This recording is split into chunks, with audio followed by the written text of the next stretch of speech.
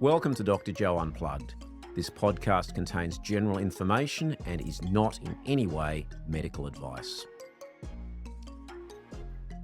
Thresholds are a fascinating issue in medicine.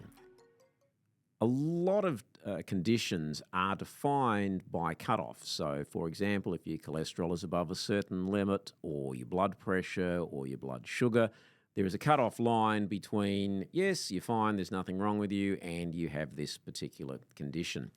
And what we tend to find as years go by is that those thresholds get lower and lower. Blood pressure cutoffs have been lowered, cholesterol, absolutely. Blood sugar used to be 6 millimoles per litre, it's now 5.4. Again, there's a couple of nuances in that.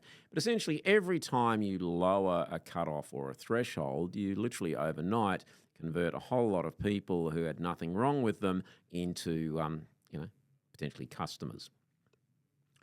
So, is body fat a better measure of obesity in midlife than BMI or body mass index? And according to this, the body mass index, and that is your weight in kilograms divided by the square of your height in metres, the square being the number multiplied by itself. So if you're 80 kilos and you're 1.8 metres, it's 80 divided by 1.8 times 1.8, both of those on the bottom line. It's a good thing we have calculators these days. And in the 1980s, the cutoff line for being overweight was 27.4. It was lowered, surprise, surprise, to 25. And obesity, the cutoff is 30. Now, this work, and it's I'll put it in the link. The link will be below, so you can follow it. Suggesting that in middle age, the BMI cutoff for obesity should be lowered to 27 instead of 30. That's great for those who want to scream how much of a problem overweight and obesity is. But there's a bigger problem, is that the body mass index is not a useful indicator of individual health. It is an actuarial tool. It was developed as an actuarial tool in the 1800s when, by the way, people were somewhat smaller than what they are today, and that includes height as well. Waist-hip ratio, which is a ratio of the measurement around your waist versus your hip, tells us much more about body composition. Now, sometimes when we go to the gym, we can have a body fat composition done. There are machines that run some form of current through your system and will provide you with an information on body fat percentage. That is a more useful indicator, and even more so is how much of that fat is sitting around your middle. That is a better gauge of metabolic health. If you want to go to, in Australia, any AFL, NRL, rugby union, basketball team, in America, whether it's football, baseball, basketball, in particular, UK, soccer, rugby again, worldwide, you go to sports where you have people who are typically reasonably big, and this applies to men as well as women, and they're always very fit.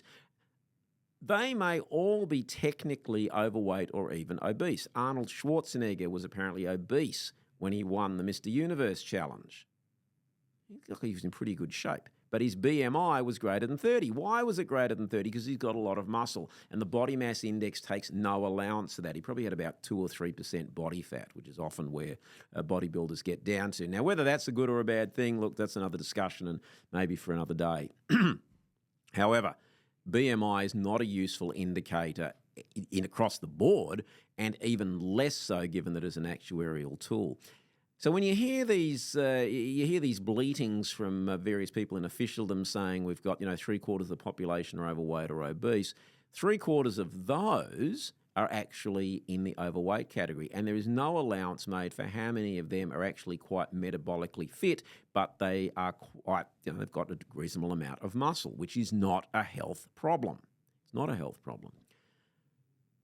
So when we see thresholds being lowered even further, it really is time to be highly questioning of the use of this tool, and also a little bit questioning of why is it continuing to be used when we know that it doesn't actually provide useful information in terms of metabolic health and risk. So what do we really need to be focusing on? We do need to be focusing on the waist-hip ratio, and you can often get a bit of a feel for that, but just by what's going on with your belt. And if you're needing to loosen it, then it's probably time to make some changes in terms of your diet so you can put it back to where it was.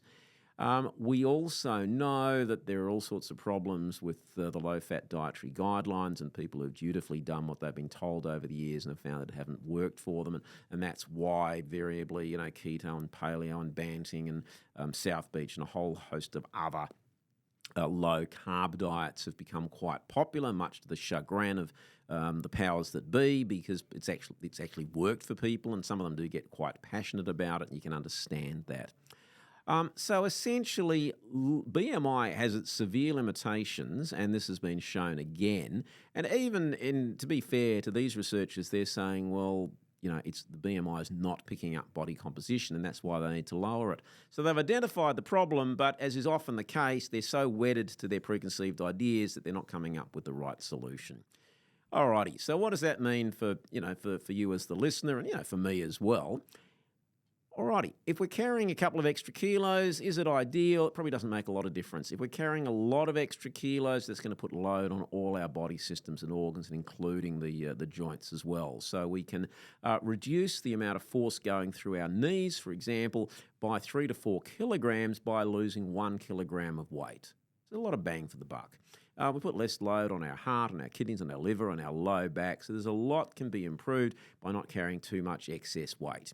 Now, does it mean that if we have a BMI of 26.5 that it's necessarily a problem? No, it absolutely doesn't. And there is no work anywhere that has ever shown that up to a BMI of about 30, and again, I know what you're saying, why, Joe, why are you using this term, why are you using this tool when you've just said it's not much use? I'm quoting it because that's the work that's been done, that up to a BMI of 30, there's no difference in all-cause mortality. Now, some people might say, look, I think I might look better at the beach if I weigh X instead of Y, and that's fine. That's for you to decide. And yes, there is an ideal weight for people that they're going to be comfortable at as well, and that's fine too. It doesn't necessarily correlate with arbitrary measures. So do we need to lower thresholds again? No. Should we be using a tool that has been demonstrated to not be helpful? Absolutely no. Is anybody in officialdom going to make any changes in the short term? I'd be pleasantly surprised, but I suspect the answer is no. Can you just safely ignore that and follow what is in your own personal best interests, making decisions about what is in the interests of your health? Then the answer to that one is yes. Thanks for listening to Dr. Joe Unplugged. If you enjoyed this podcast, please subscribe, like, and share. You can also follow it on all the socials. There'll be new content uploaded each week.